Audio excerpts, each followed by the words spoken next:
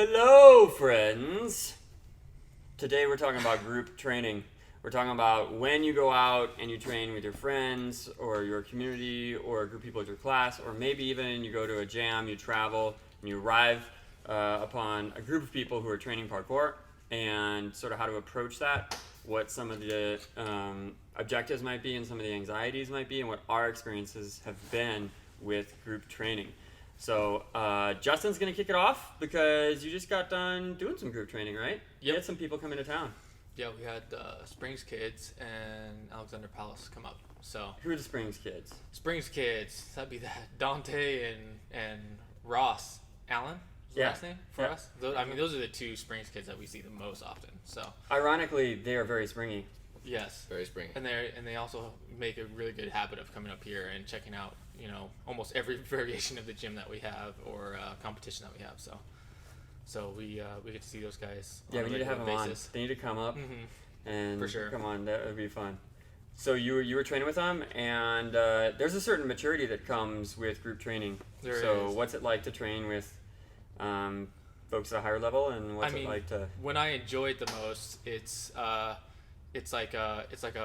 juggling act of watching them do their big moves and them filming their lines and sitting there and cheering them on, and then switching it where I'm doing a line and I feel the positive energy coming from them. So that's when it's the best, is when everybody's contributing to this like training time, and everyone's doing what's making them happy, and then the moves that they were inspired to do. I've seen some other training like times where everyone's doing one challenge all together. Everybody's working on the same one. That one's the most difficult one because it requires almost everyone to be on the same skill level. But So set the setting. Is this inside? Is this outside for folks who haven't done like this is outside on you're usually walking around town or a college campus and you're finding challenges as you're walking around exploring. No, there's not risk, but there's a level of openness here that the group sort of decides, because if you're just walking around and looking at anything outside, I mean, that could go from let's just, do some like parkour hopscotch on these little like, in this landscaping to like, oh, look, there's a building. Yes. So, yes, what were you trying to get at? So what I'm trying to get at is that it's not as controlled as a gym environment, right? So when you're in a gym, there's more control about what you might be training on, what the group might choose to do. Yeah. And then when you train with higher level folks, they're typically looking for harder challenges. Yes.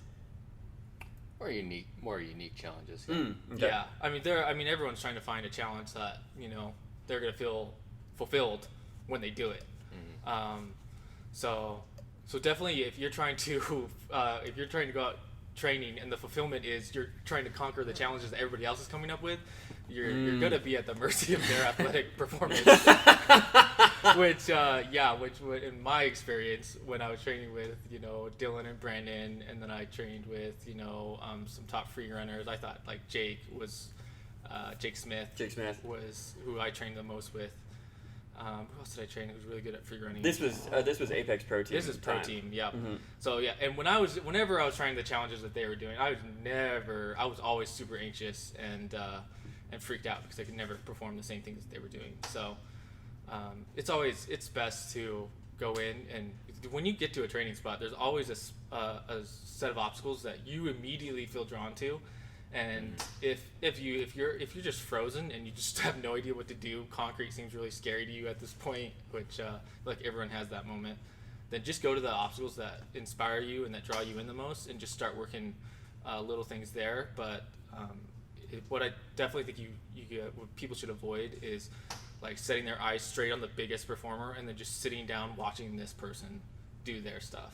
Because those guys, when I've talked to them, one of the biggest things is they don't want all the eyes on them. They don't want expectations to do this big ass roof gap.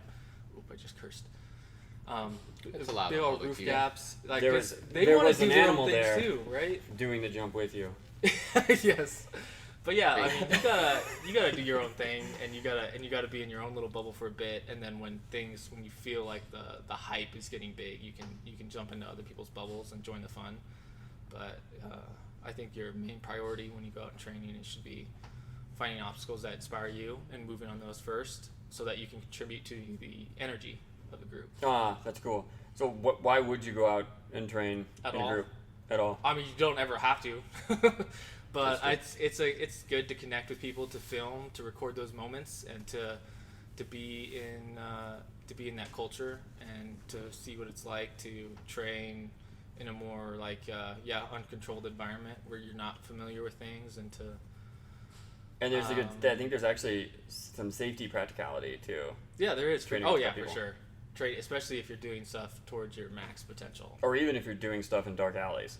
Yep. Like, you don't want to be like alone out training. Sometimes, unless you're really good, and you can escape. Yeah, I don't really training by myself alone. Yeah, not too much of that.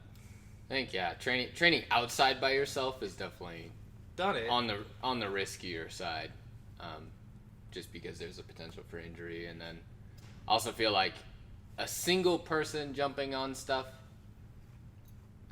you're not likely to draw more attention from like property owners and stuff like that.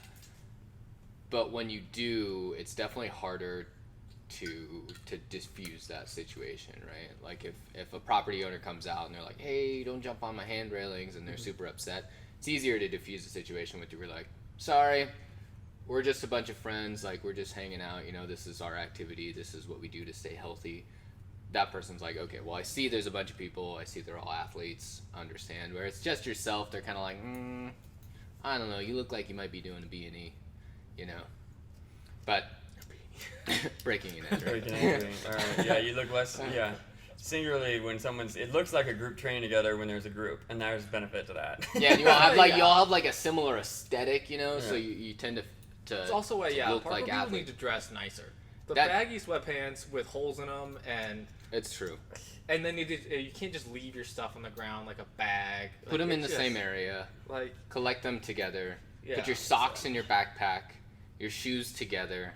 The water bottle's next to your backpack or in your Just backpack. have some pride in your If training. you're eating, sit down and eat. Don't eat and move and eat and move and eat and move.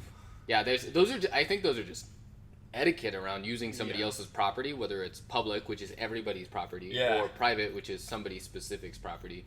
You should have some etiquette around like, hey, I want to take care of this. And there is one thing that, since Justin and I started parkour, that has always been a thing around like group training, around like the big jams and stuff, and that was we would always clean up.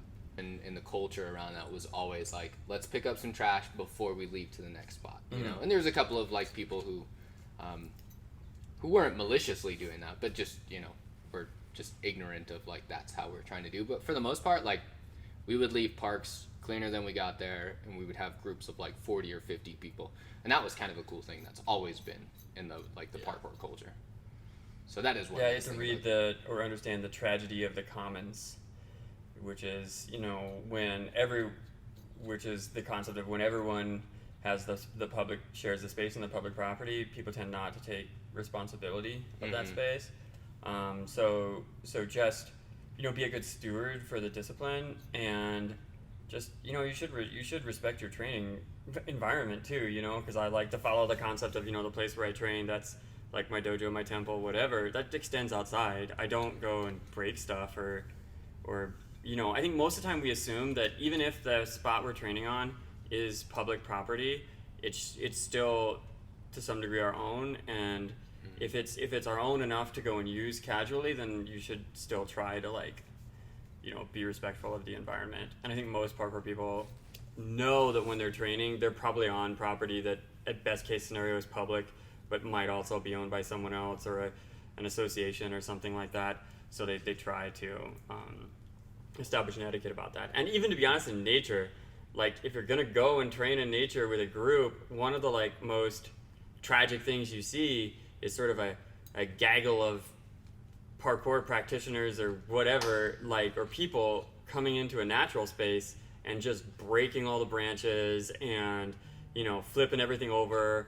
Or if you're really reckless, some people will knock rocks over natural features, stuff like that, jumping on things, just not sort of caring. So you look at that, and then there's always that exchange and that concern. I think even in one of those there was a recent, was it 2 years ago, that store video came out where they were in those it was like sand dunes in a natural area. I can't remember what it was, but yeah, I mean basically, yeah, they're tearing through what's probably pretty remote area where like natural features probably haven't been touched in like, you know, millennia, right, or something, and they're obviously having an impact on the environment, but it's sort of like you're at conflict because it seems like pretty remote and it seems like it might not be really that big of a deal, but then you also have to think about your long-term impact on what you're jumping on and tearing up as a group. Yeah. And 1 or 2 or 3 people can be pretty conscious of that. But if you bring a herd Oh, yeah. of people through a space, it is just like,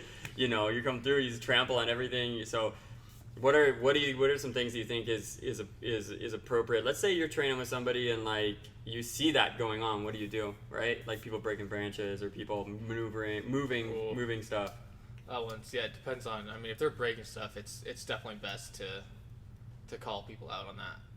Breaking stuff it just makes no sense for anybody. I mean, I guess if you're trying to clear something for, you know, so that you can swing off a branch, I see why they're trying to do that, but that's the stuff that gets us in trouble for sure, and that paints a bad light on us. So you have to call that stuff out for sure. But that one's tough. I think sometimes if it's in a smaller group, I think this was your idea. Your strategy is just walk away. Like, I'm not joining you in that adventure. Yeah. And that can be noticed too, especially if you're a higher performer in a training and you're doing a lot of stuff and people like to sit in your energy. Then if you're walking away from elements that are being destroyed, then they'll see it. Yeah. Walking away actually probably is the easiest thing to do too, because then you're not having direct conflict with people. But I mean, I think sometimes it's mostly for us it's usually pretty gray, and that there's like someone like broke a branch so they could get a jump or something. But was the branch dead?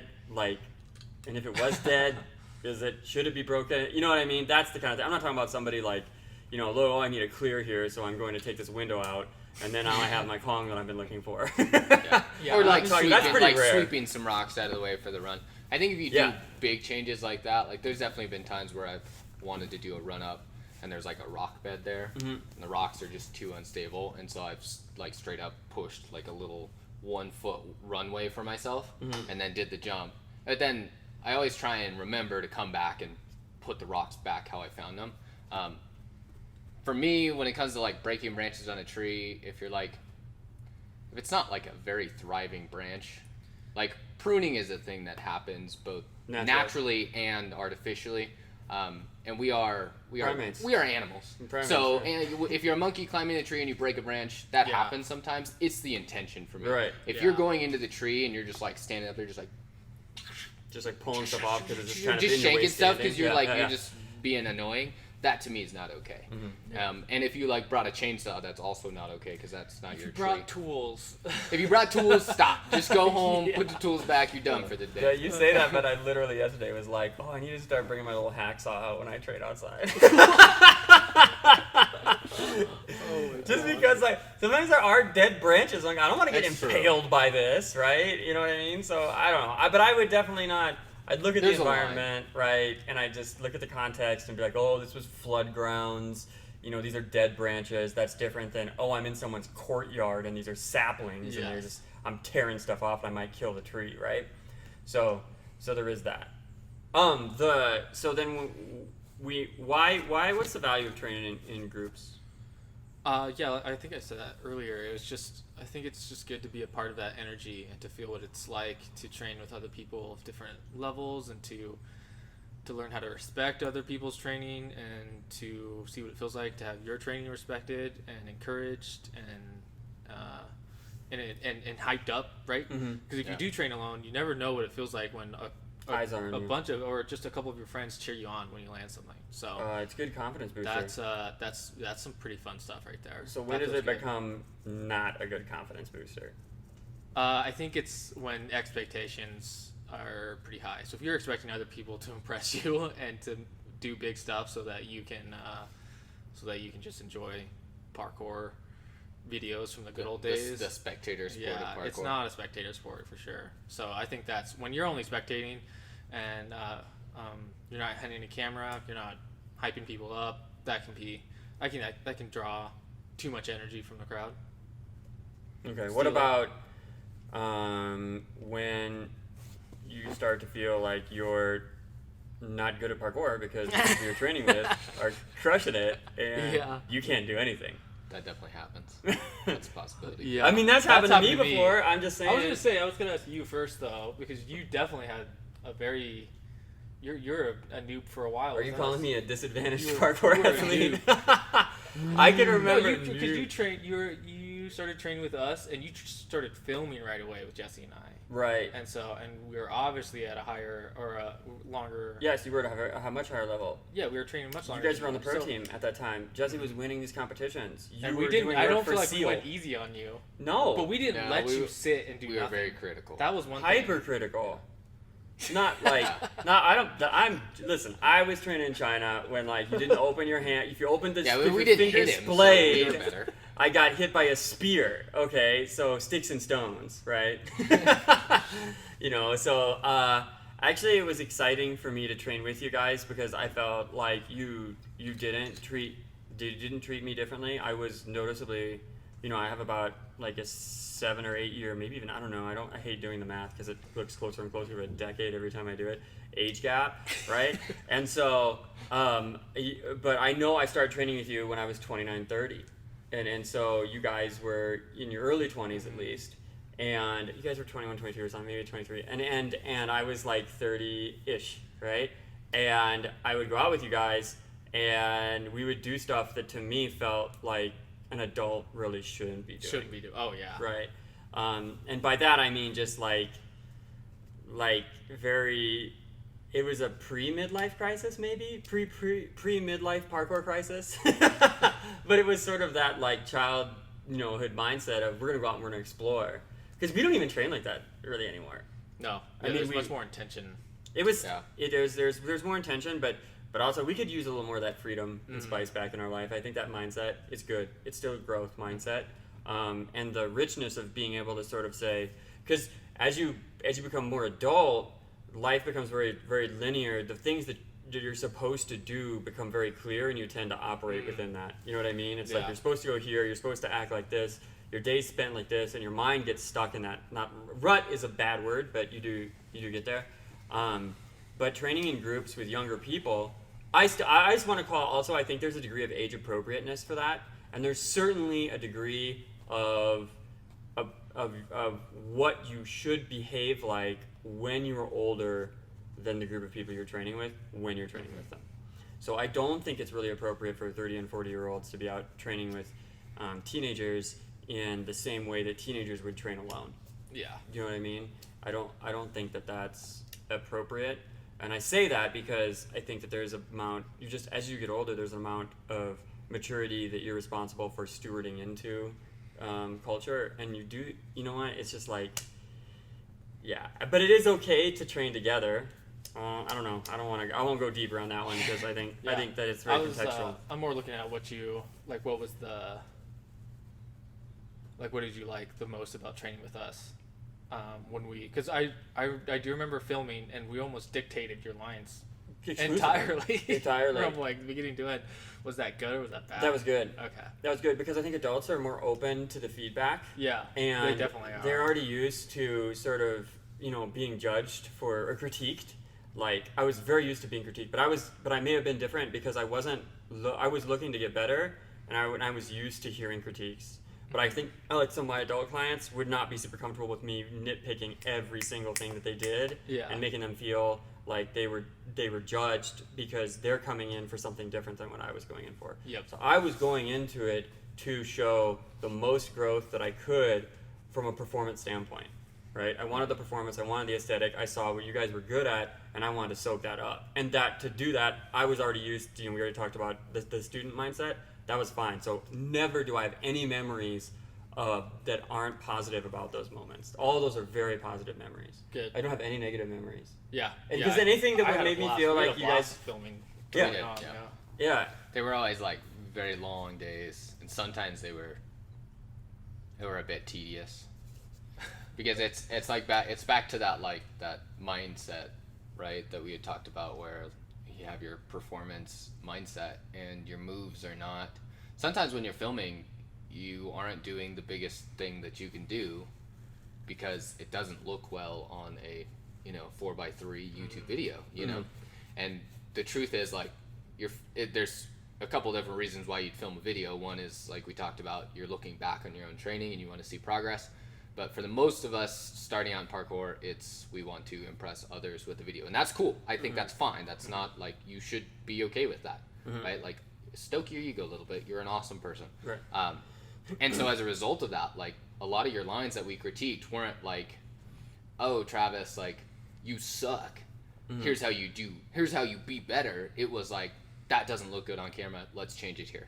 Let's film from this angle. Put your hand here, arm here. Stop doing that thing with your eye." Right? Like, it was things that we were like, it was things that presented better on the camera, and that's where we were critiquing them, right? And you were definitely an awesome student because you were just like, "Okay, I'll try. Okay, yep. All right, cool. Like this, awesome." And there was never a moment where, like, we had to explain, like, "No, look, it looks better on the camera. Let me show you," and, like, had to, like, film some stupid line, you know. But I think that's a big thing too, is, like, a lot of people will train in a group and they film something that they think's really cool, and then they look back on it and they're like, "Ooh, that doesn't actually look that cool." I was open to it. The video I shot during that training period, I'm, getting closer than I'd like to 40 now. But I know I actually probably should go out and film something again new, because I'm pretty sure that my videos now, I know my videos and skills now would be way better. Yeah, mine too. It just keeps getting better. It's subtle. The finesse is better. Maybe there's something in there the power is different on. I don't know. I mean, I certainly look younger. But so I would say that as somebody who's sort of an adult training with younger professionals, the expectation you need to keep an open mind, and you just need to let them know what you're out for. I think some of the earlier frustrations that I had, if there was any frustration, it was that we didn't have a lot of intention about producing content. We were going out. Like, I had a young kiddo, a kid under 2 or 3 years old. I'm stepping away from full-time work and time with the gym to go out and train. I want to get something out of that. And that isn't me letting go in that moment by any means, but it's just like, okay, if I have a day or a half day to go outside and train and shoot, I want content because you understand that now as you guys are older, but back then you guys were like, "No, you just got to let it happen if it happens." Like, I don't have time to let it happen, sir. Well, and yeah, there's a line, right, when you go out and train with a group, that, like, between being intentional about filming and kind of letting it happen,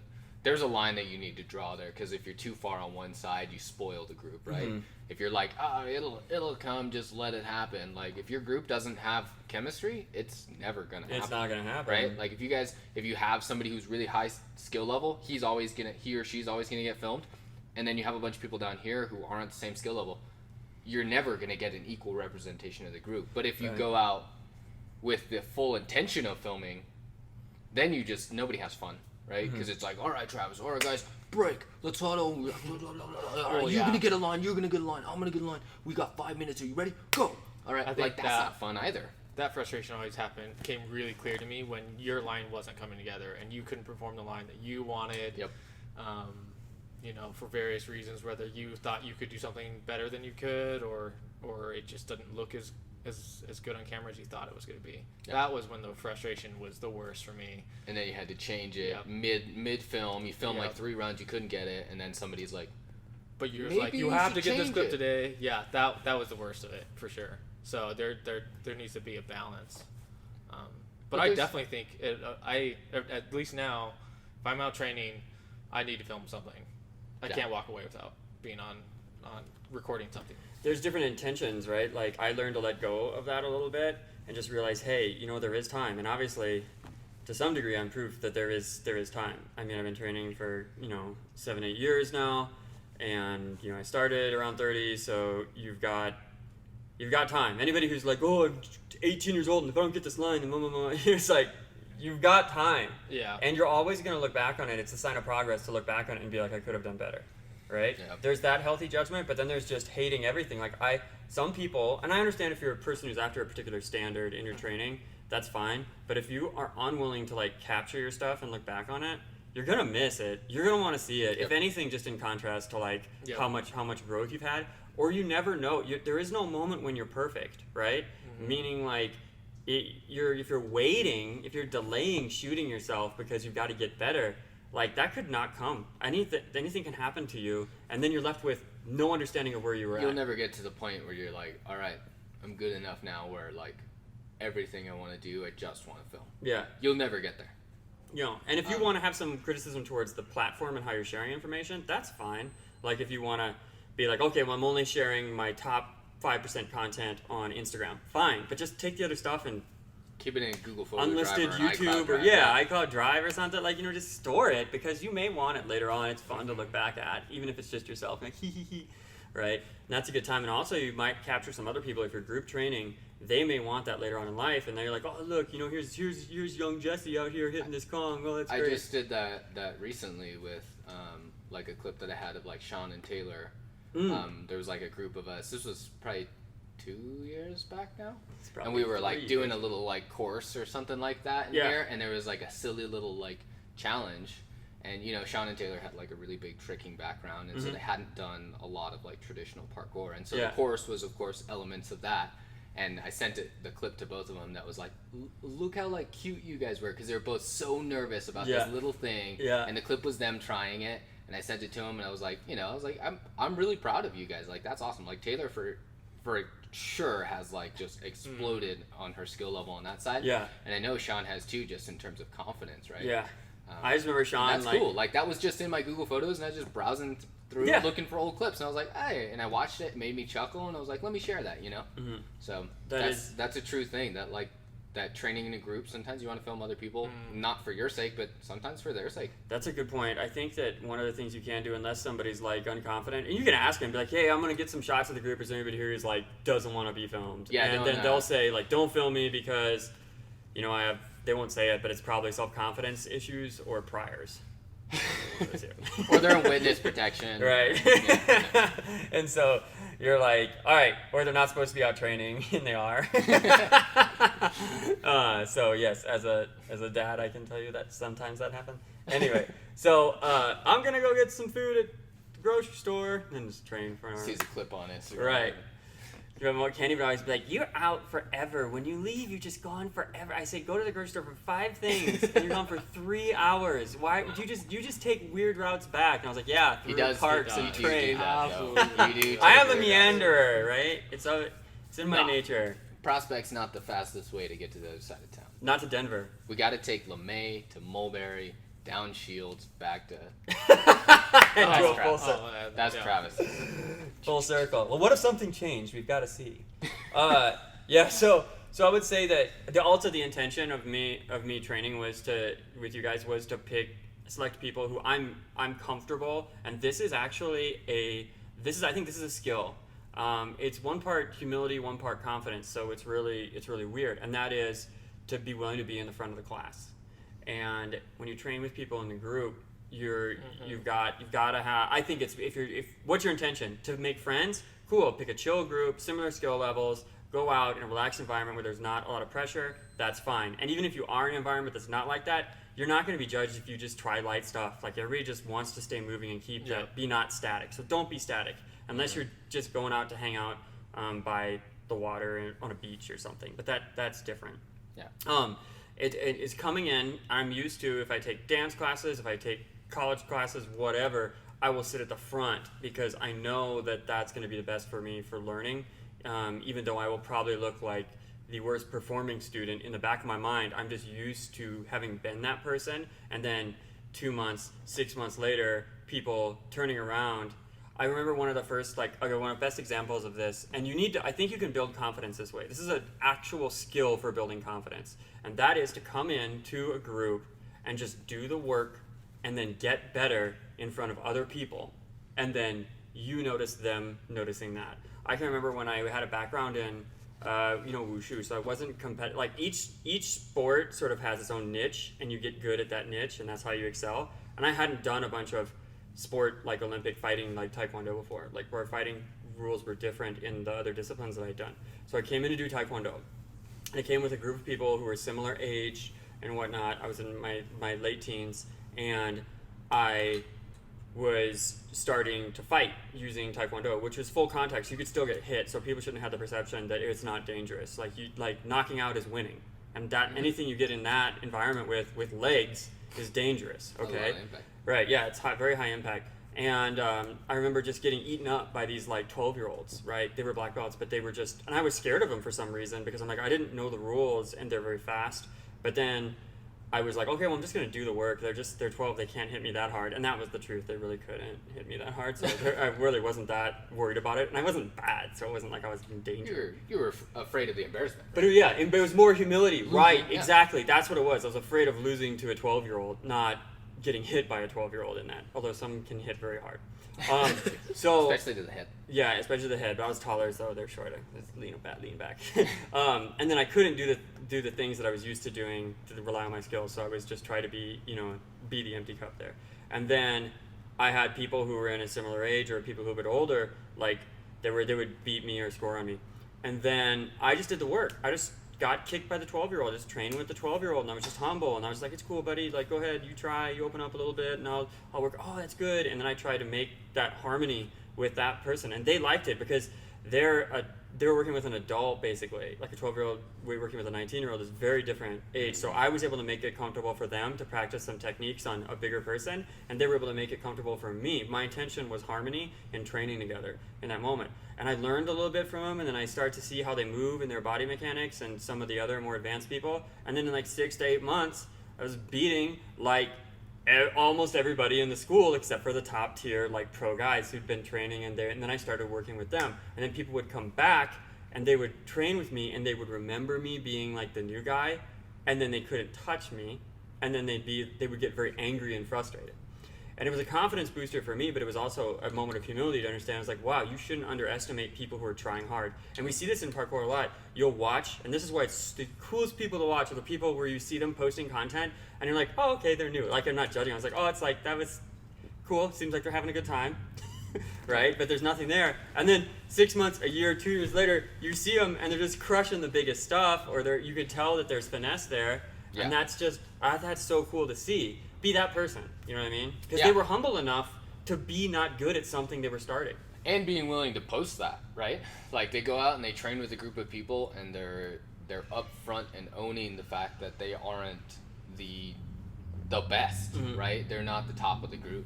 Sometimes, and I've definitely been guilty of this in the early years, like of training and being like, I need to be the best person in this training group to have a good time training with this group. Yes. You know what I mean? Like, I need to be the one that's, like, setting challenges and, like, working on them, and then ultimately being the one that gets the challenge, and everybody's, that's definitely, like, an ego feed for sure. So I want to talk about that real quick. Is that's a type of ego that's more of a, I would call it soft ego. Because I wonder if when people think like that, it isn't their true intention to really beat everyone, right? It wasn't your intention to beat them. No, I think it was you want the recognition, right? It's not that you want them to feel bad about themselves. It's that you want to feel better about yourself by their cheer and their admiration, right? And really, and now we're like digging into like philosophy around like the person, but I think there's some really awesome growth that can happen if you are the best person in the group and you sit back a little bit and let other people kind of take the lead, right? Because if you are training with a group and you are by and large the most skilled athlete, like sometimes it can be fun to let someone else set a challenge and let them work on it and not go out there and just be like, oh, I could hit that jump, no problem, right? But like train with them at their level. I think there's a lot of growth there because they're going to show you some stuff that you may not show.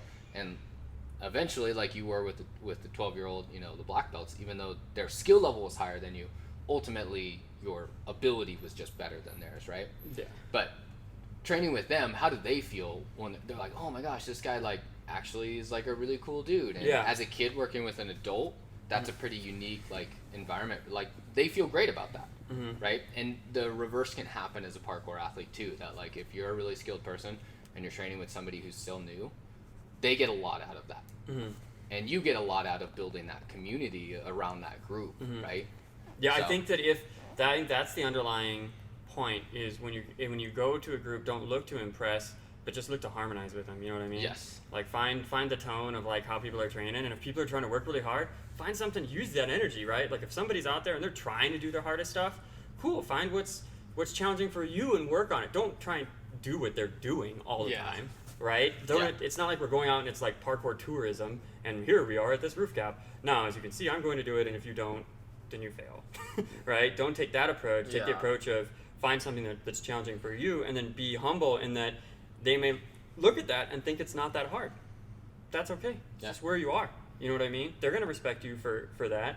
And sometimes they're not looking for the high pressure that just gets pumped up and like the parkour groups, they get a little hyper masculine. You know, it's like people are like out there just trying to like prove they're hitting the hardest thing or they're not doing anything at all. And then you end up with like one of the top athletes just working, getting stared at, and everyone else is, like we said earlier, middle school dance, sitting on the wall. Doing the wallflower thing? Doing the wallflower thing. That's honestly, I haven't done a lot of group training in the past couple of years, and I definitely 99% of my training is on my own because I don't want to be guilty of being a wallflower or the person that's like doing the challenge while everybody else watches. And there's definitely like the onus is definitely on me to like if everybody's watching me to invite other people and be like, you know, hey, like come on guys, we came out and trained, like let's go work on something else, or let's go, you know what I mean? Like if you're that athlete and you're like, oh, I'm so tired of everybody watching me, like invite them in. It may mean that your training intensity goes down a bit because you invite other people, but the group harmony is definitely going to go up. And if you're doing the wallflower, just stop. You know what I mean? And I didn't ever want to be guilty of that, but I also didn't want to do the like personal growth because I was like, whatever, I just came here to train.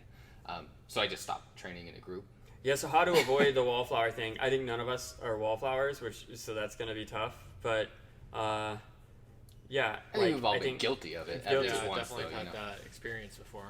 Okay. That's tough. I feel like it depends on the training group. You should always try to find someone who's at your skill level. That's going to be the easiest way. So just make sure you find a good training buddy. So that can work on the same challenge as you, or that you guys are making a video together, or you're working on a line together. Because you can still make a video clip or a line together where one is a bigger performer and you're just working with them. And Harmony. Yeah, exactly. It's like Exactly. it's like a band, right? So like not everybody's gonna be the lead singer. You have 5-10 lead singers. What? Yeah. You don't really have a lead singer at that point. Just find your place, you know, and where you enjoy being there. And if you want to be the lead singer, then yeah, and then you can't go out unless you are the lead singer. Then you're gonna have to work with people who are approaching your skill level. You can't go out with like heavy hitters and be like, oh yeah, I'm gonna. And you're going to be missing out on a lot. Yeah. You miss out on a lot of growth if that's always your training mindset is like, I need to be the lead in this clip, you know. You're missing out on a lot of just really enjoyable moments with other people. yeah. It's true. What we missed on maybe a follow up on the earlier idea of like if you're okay. There's maybe some group training etiquette and things you can do to make the experience better for other people. What are those things? So I think one of the first things is if you see someone working on a challenge, especially if you realize that they're a novice or a beginner, don't just step up and stomp that challenge while And they're then working tell them on how it. to do it afterwards. And then tell them how to do it afterwards. Like one of the tackiest things to do. So if that's you, stop. Right? Unless you think someone's going to get injured. Like I have approached people before, I'm like, hey, if you're going to jump to that, just try to get both feet on it because you're going to sprain your ankles if you come up short. Right? Yeah, I think the way I've seen it, and the way that I've respected it the most, is when I'm working on something and I'm having a difficult time with it. I've had some athletes come up, look at it, and then recognize that I'm having the challenge with it. They're like, "Oh yes, this does look tricky," and they're like, "Well, it's all right. Can I give it a shot?" And then I'm like, "Of course." And they do it, and they're like, "You know what? That is right. This is the part that you were correct in having to worry about. Maybe the rock was at a weird angle, or the jump was bigger than it looks." And they say, "Yeah, it looks a little bit bigger than that, but I've seen you jump before, and I think you can do it. Maybe have this way." But if you're someone who's a better performer and you just recognize that someone else is trying something and that there is some difficult aspects to it, that helps put some ease on it. But Yeah, if you go out there and crush it and just be like, oh, it's not that bad, but you got it. That's annoying to me. Yeah. It's like, no, of that course is. you got it. You jumped 10 feet. Yes. Don't, so, but yeah.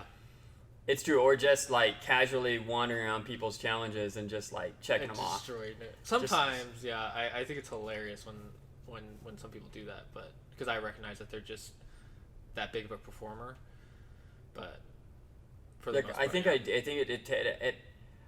I think that are they trying to harmonize? I give a really good example because I think of like some athletes like David, who is one of our coaches and is 6'20" or whatever, and like has casual leg strides like the Jolly Green Giant, and if he came over and tried it and got it, I wouldn't be taken back by that because I don't feel like he's like posturing on me or anything like that. I'd just be like, of course he got it. He just has monster legs. You know what I mean?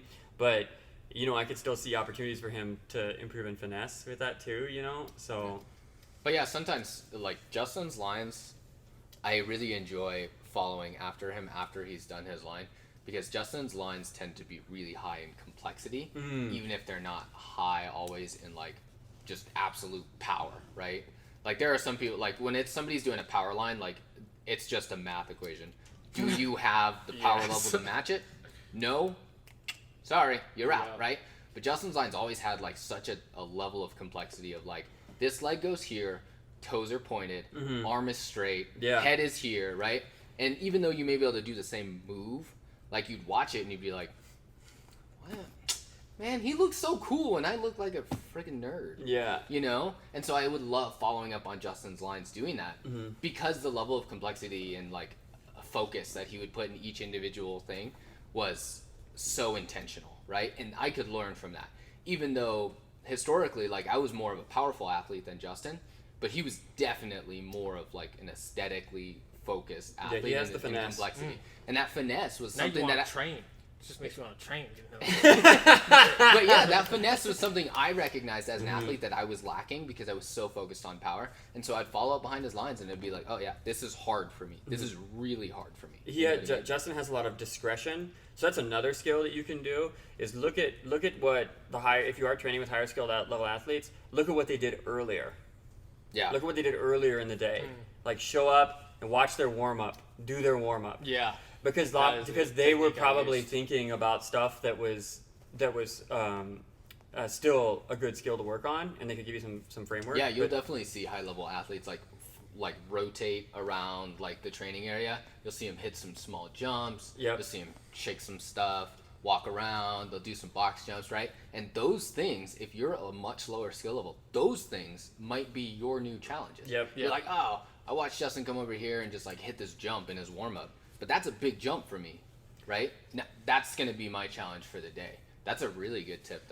I use that a lot. I think also if you ask for a challenge from an athlete, that's a super respectful way to run something and be like, yo, you guys, I'm looking for a challenge.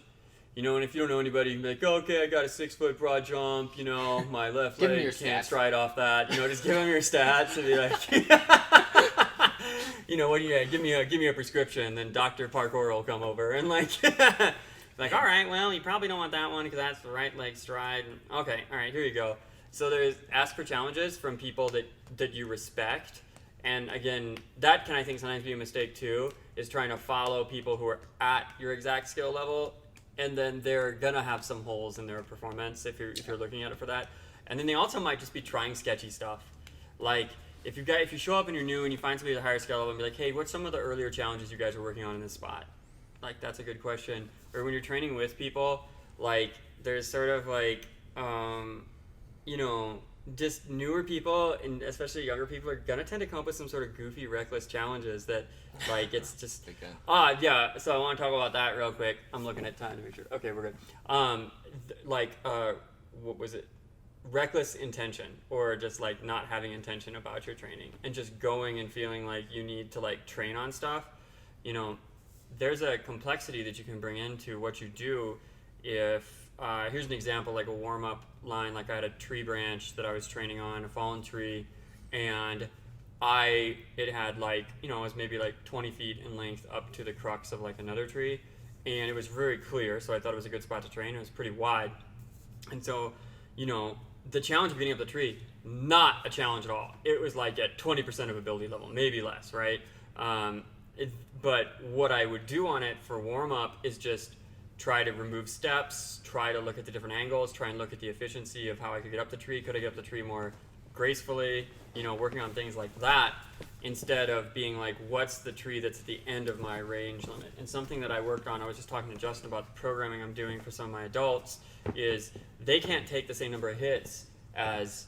One of the advantages of being younger is that you recover very fast, and really that's maybe the biggest deficit, is that you recover very fast, and then also you haven't spent a lot of time doing things wrong. By that I mean, like, if you're an adult and you've been training one discipline and you've had stop thinking about it just being age, but also think about the fact that you've spent 10 years doing that thing, whether it was wrong or right. You've been in that movement pattern for 10 years. That's 10 years of practicing a good thing or a bad thing, and you're only going to get better at that thing, right?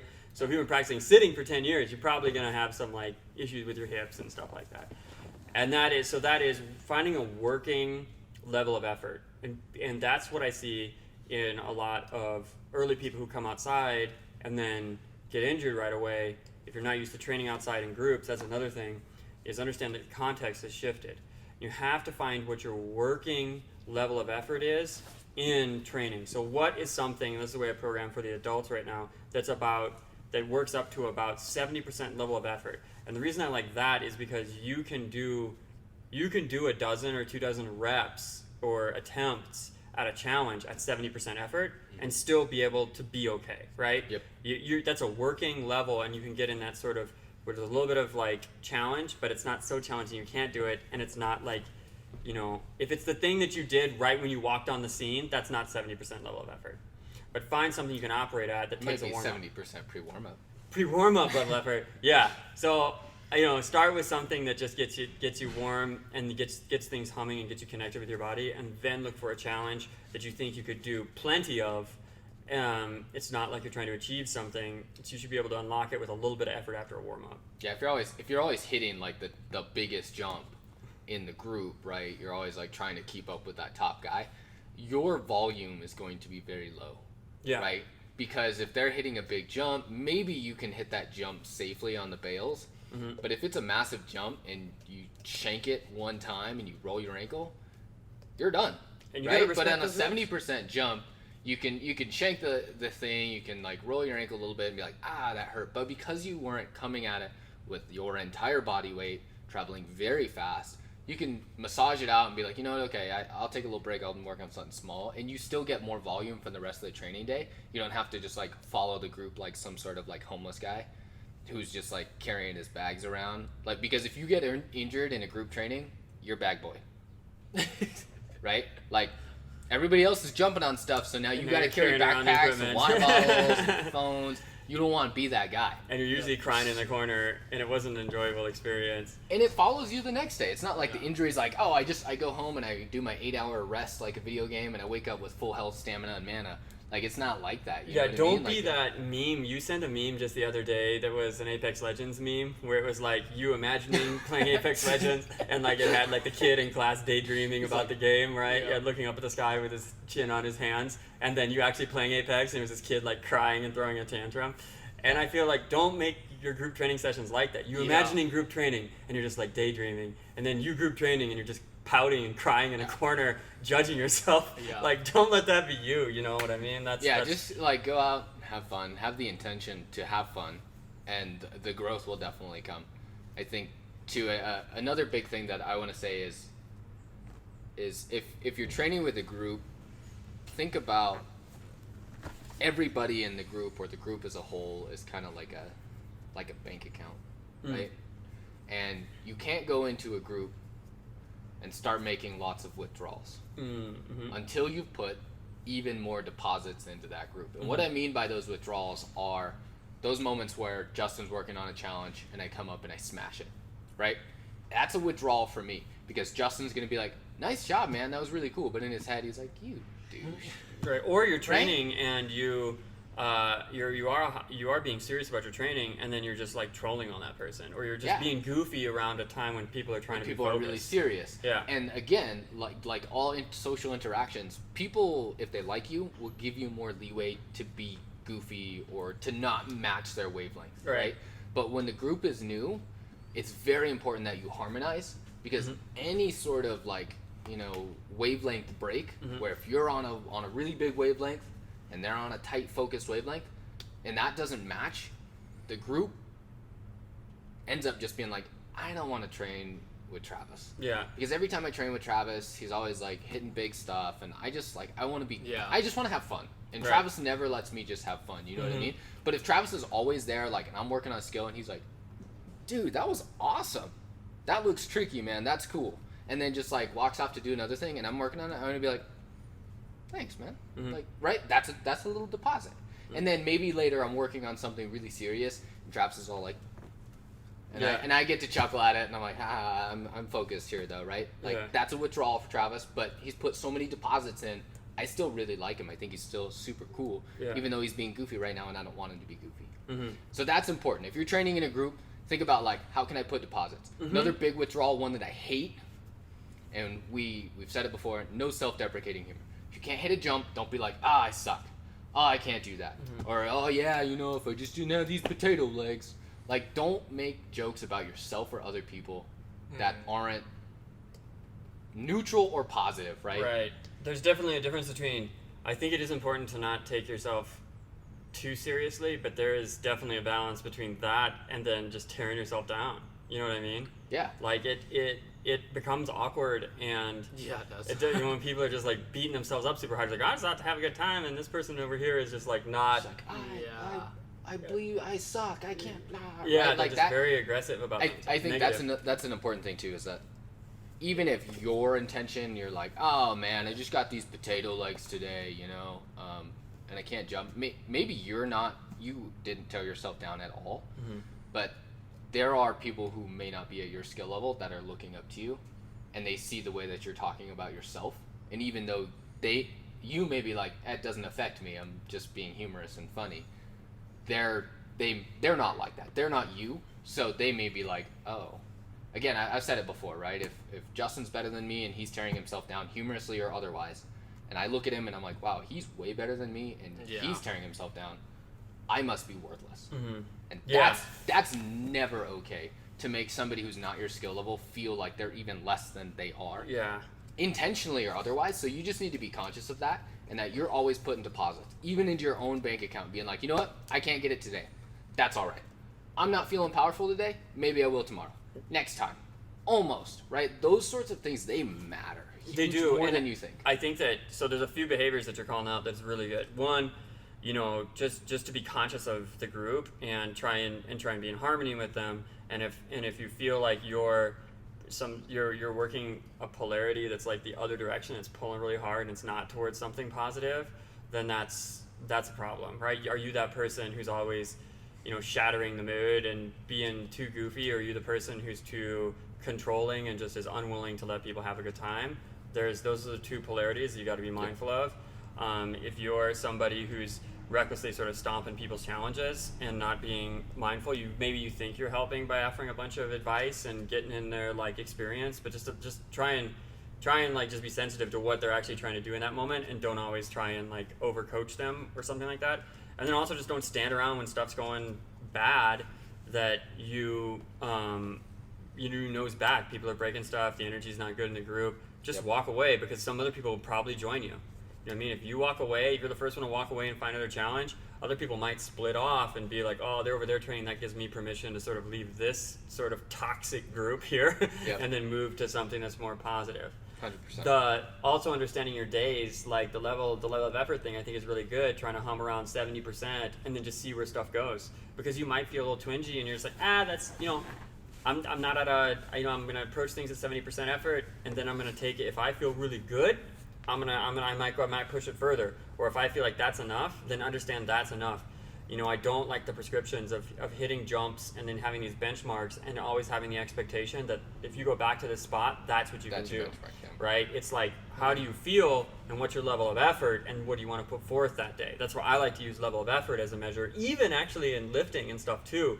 It's just like, you know what? What's my level of effort like? Do I feel like I can do more? Then I do more.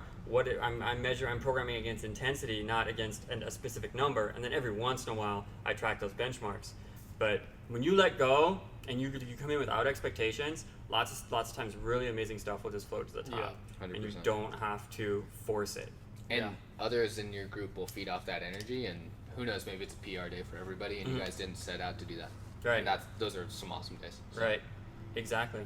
I think that's good. I think that's good. Yeah. Do you guys have anything else you I want think to add? I did want to ask, like, what's your current goal when we go out for training right now? So, and what's making you the happiest currently right now? And because I know that changes. It's certainly changed for me. Yeah. When I train right now, I actually have I have better training days right now because my goals shifted. Well, how so? Well, currently for right now, for me, I'm trying to record where I'm at in this point in my life, and I'm not trying to record my best performance ever, which I think was always the previous goal. So right now I'm just trying to focus on what I have right now at 80% and just record that and have fun with that. And it's usually pretty easy for me to create lines right now because my standard is lower. And I don't know why, but that's just so fun for me to lower my standards and just not be like, I need a con gainer of everything. Yeah. And just to record that and to have fun filming it and to have fun failing it, the first couple of tries and record those fails. But also right now I really love helping other people film lines and getting a snapshot of everybody in that moment. So that's something I learned from Ryan. Ryan was really good whenever we were training on getting snapshots from everybody and giving suggestions on my lines a lot. Ryan helped form my parkour lines and gave me suggestions and inspirations. So I took a lot of inspiration from Ryan. Yeah, I think you've transferred that forward because if I want anyone watching me, it's you. And passively, that's how I've experienced a lot of the growth I experienced earlier on, and had a very fast bell curve earlier on, was putting myself in those pressures and being like, okay, look at my stuff, and then just unload on it, because it didn't matter to me, because I was like, oh, I can fix whatever he says. It's not a big deal. And doing lines where we would shoot. I enjoyed, understand what you want too, because if you're just out to be social, then make that known before you go out with the group, because if they're going out intending to film and you're intending to be social. Or just be willing to change. Or be willing to change. That's even better. So, be willing to change. What's your current when I go out and train goal? When I go out and train, it's definitely to I would love to record every training session, just because I really like looking back on it and seeing what's going on. Not because I'm gonna boost my my social status and Instagram, but because I want to watch myself, because I feel I experience the most growth that way. Yep. Absolutely. And I do like influencing and, like Jesse was saying, harmonizing with a group. I think that's really good. But my goals when I go out and train right now is to find a more rich experience, and usually that's in pushing the limits of what it's like to be there. Whether that's if it's a social thing, then I want to make sure that social moment is really rich and everybody is having a good time. But if we're recording some hard stuff, I do want to capture that, and I want that to happen. So I'm flexible, kind of like what you were saying. Yeah. Be open. Yeah. I'm flexible as to what we do, but when we do it, we're gonna do it. I don't want to half do it. I don't want to be in my head imagining it should have been this way or that way, or I didn't get the content that I wanted, or this group isn't jiving the way I want. If it isn't, I'm gonna flow out. You know what I mean? Your goal is to maximize the experience, whatever it is the group is doing. Right. And I'm not chasing after a peak experience. Not everything has to be the best training session ever, but it better be the best rich. It can be. I want the parkour umami, right? You don't like the umami reference? No? It's such a good flavor. I like the way that you explain it better, but that's definitely my intention too.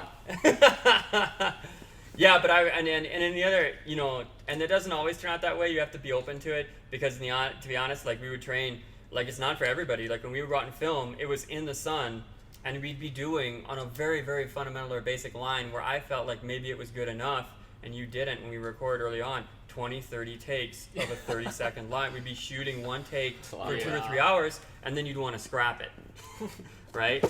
Or we'd lose footage. Oh, when I was footage the worst. Oh man! Or Jesse would go and reformat a hard drive and drop stuff, and I'd be like, no, there's archives. But at the same time, there's a mess there too. I don't know if I ever find it. I mean, we've never lost footage, guys. I literally have. Yeah, we have. No, I have you're 20 up, sir. terabytes of hard drives at home. Goals of training for you, current. Mine's very similar to Travis. Like I'm not there. Like I save my grunting and screaming and crying for my home training. Home workouts, love it. I'd love to scream alone. When I want angry music. I want high testosterone.